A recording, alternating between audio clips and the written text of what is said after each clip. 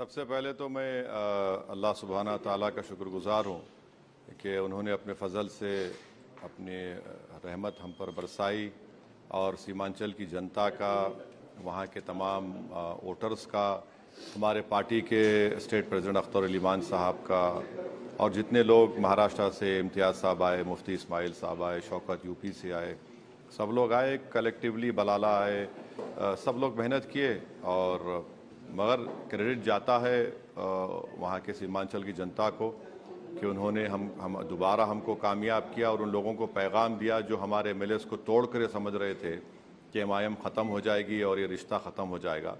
मगर रिश्ता इंशाअल्लाह ताला असदुद्दीन ओवैसी ज़िंदा रहेगा, तब भी रहेगा, मेरे मरने के बाद भी रहेगा।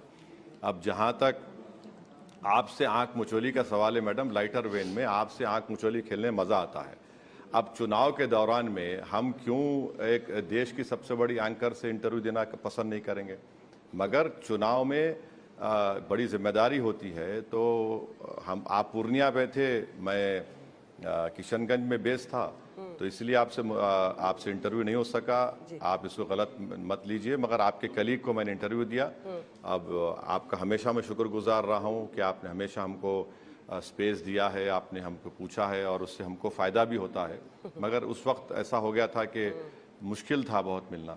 अब आते हैं असल सवालों पर, क्योंकि अभी तो वार्मिंग अप राउंड चल रहा था। बिहार की जनता का जो मैंडेट है उसका रिस्पेक्ट करते हैं। हाँ, अभी वार्मिंग अप राउंड अप चल रहा था। अब जो फिरकी आपकी पार्टी ले रही है कांग्रेस पार्टी पर, उस पर मैं शुरुआत करूंगा। हाँ, ये जो पोस्ट किया आपके AIMIM बिहार ने, आपने पढ़ा है? कांग्रेस ने वोट काट कर हमें भारी नुकसान पहुंचाया है, वरना हम 15+ सीट जीत रहे थे। आपको अब तक वोट कटवा कहा जा रहा था, बीजेपी की बी टीम कहा जा रहा था। अब आप कांग्रेस पार्टी को मतलब घाव पर नमक छिड़कने निकले हैं। उनको कह रहे हैं कि कांग्रेस वाले अब AIMIM का वोट काट रहे हैं।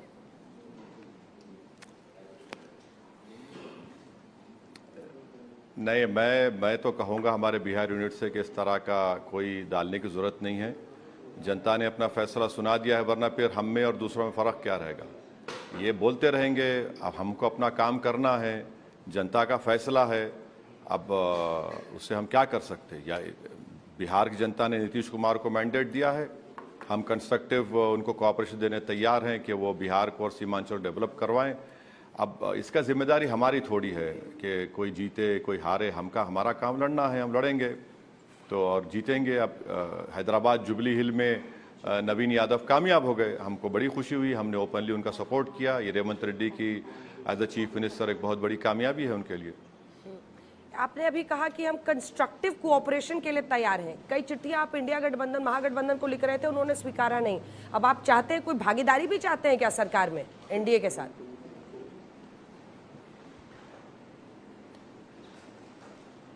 नहीं, आप ऐसा क्यों समझते हैं? देखिए, समंदर के दो किनारे एक नहीं हो सकते हैं। हम तो ओपनली एनडीए के खिलाफ लड़े, आज भी लड़े, कल भी लड़ेंगे, मगर सीमांचल की जनता के लिए, हमारे विधानसभा के डेवलपमेंट के लिए हम बराबर जाकर गवर्नमेंट्स के मिनिस्टर्स से, सीएम से हमारे को राइट है असेंबली में उठाने का और सवालात करने का, उनसे मुलाकात करके रिप्रेजेंट करने का, वो करेंगे हम, वो हमारी जिम्मेदारी है। मगर ये आइडियोलॉजिकली हम उनसे बिल्कुल अलग हैं। हमने तो 6 सीट जब लिखा लेटर, अख्तर अली मान ने कहा कि हमको मंत्री पद मत दीजिए आप, तेजस्वी को हमने कहा था, हमको सिर्फ सीमांचल डेवलपमेंट काउंसिल का रेजोल्यूशन बनाइए और सीमांचल से इंसाफ करिए, यही हमने लिखा था। आज भी हम वही कह रहे हैं, हमको सीमांचल के डेवलपमेंट से मतलब है और रहेगा, क्योंकि वो भारत का सबसे पसमानदा इलाका है। वहाँ पर छोटे बच्चे इन्फेंट मोर्टालिटी से मर जाते हैं, वेस्टेड होते हैं, 50% महिलाएं मर जाती हैं।